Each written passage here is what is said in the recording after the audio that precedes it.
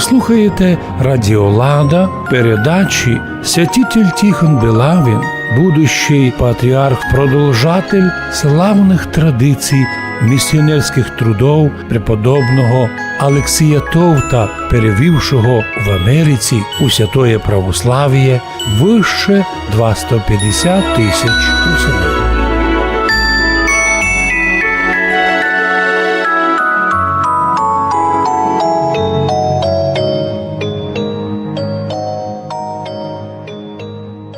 У 863 годі русини Карпатської Руси получили кирилицю і перевод священного писання на живий, тогдашній язик слав'яно-русинів, який став матрицею в руках святих Кирила і Мефодія для переводу священного писання.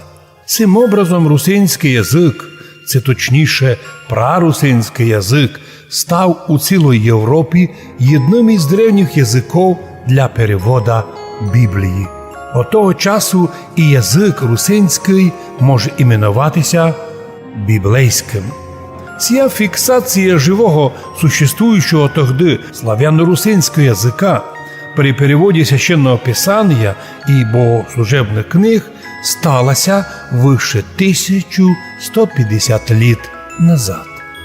Но днеска русинський язик, благодаря церковнослав'янському язикове богослуження, майже не потерпів змінення. Русини прийняли з рук святих братів Кирила і Мефодія чистоє, як кристал святої візантійської православ'я, на своєму живому, всім ясному і понятному язикові. Це їй помогло сохранитися слав'яно-русинам як народові за вище 1000 літ і при цьому ще й сохранити святоє візантійське православ'я в його первічній чистоті і святості. Лемпак пізніше недруги русинів і православ'я придумують антинаучні бредні, то гиби святий Кирил вообще-то і не создавав кирилицю, а глаголицю із армяно-грузинськими буквами і знаками. Та язик перевода святих братів ізначально був лем придуманий, а значить і мертвий, на якому ніхто ніколи не говорив. Це дало недругам русинів сотворити сію ними надуману гіпотезу і грубо оклеветати святих братів Кирила і Мефодія, як таких, неспособних бувши виконати заплановану місію по просьбі слав'яно-русинських князів во главі з князем Моравським Ростиславом. Ведь вони просили перевести священне писання із греческого на понятний слав'яно-русам їх слав'яно-руський русинський язик. А согласно гіпотези недругов русинів нині, святі браття не справилися з задачею, бо создали новий, нема придуманий, а значить непонятний для слав'яно-русинів язик.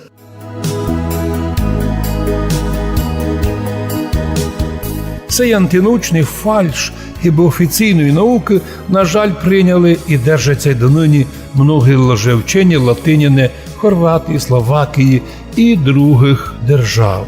На жаль, цю клевету на святих братів прийняла й часть лжевчених руських. Но якщо западну часть Європи латиняни победили скоро, і скоренивши слав'яно-русинський кириличний язик, а з ним і візантійське православ'я, то в центрі Європи і аж до Карпатського хребта й далі русини довго не приймали сурогат латинства.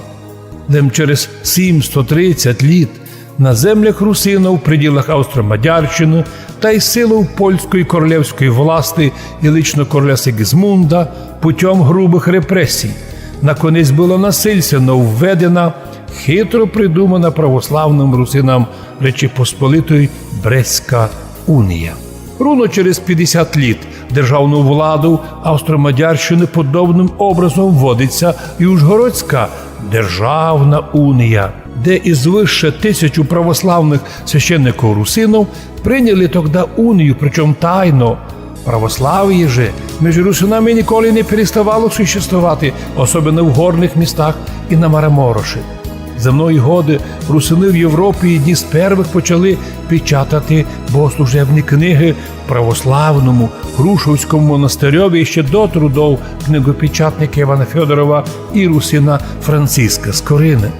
Перві букварі русинського язика появляються раніше, чим в Російській імперії або в малоруських землях, а повноцінний русинський буквар Духновича Олександра явився раніше, чим букварик Тараса Шевченка, який написав його на пару листках. Королівської русинської Євангелії було також написано раніше, чим малоруської Пересопницької. Як і русинський рукописний чорноголовський апостол явився раніше Пересопницького писання.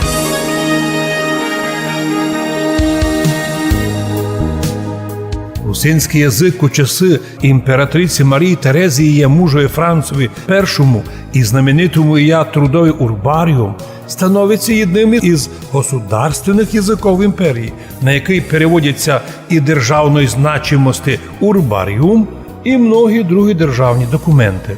При Марії Терезії уніяти, що значить союзники, соєдинителі, достають від імператриці державної нове ім'я греко-католик. Термін їх условний і, що важно, зовсім не церковний, бо не собором прийнятий був, а царицю Марію Терезію. Та й проблему стало то, що попитка соєдинити дві релігійні части в єдину, православних русинів соєдинити із мадяро-австріяками, латинянами-католиками, завершилася провалом. Замість двох в одну создали вони третю нову.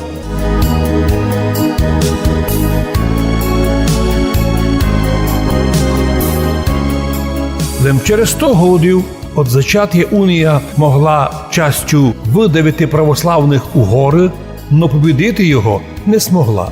А через 200 годів почалися сильні поворотні процеси возврата із унії православ'я.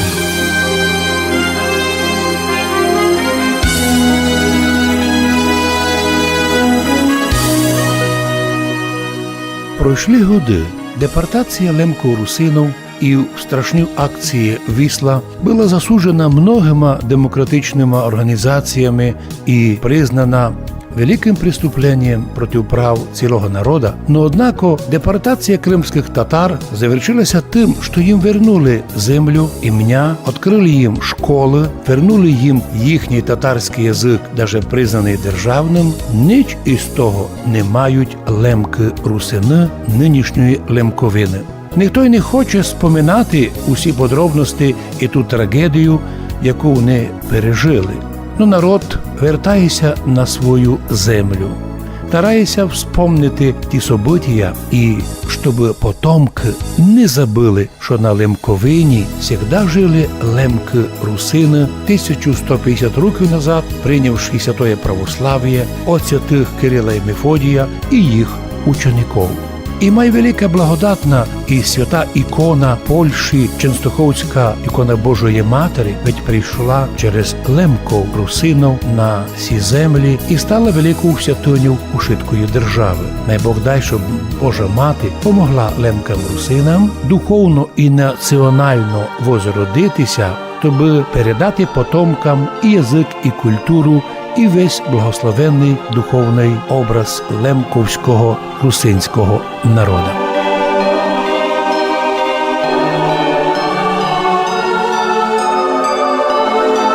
Ви слухали передачу «Чому трагедія депортації лемков-русинов донині не признана як злочин проти народу».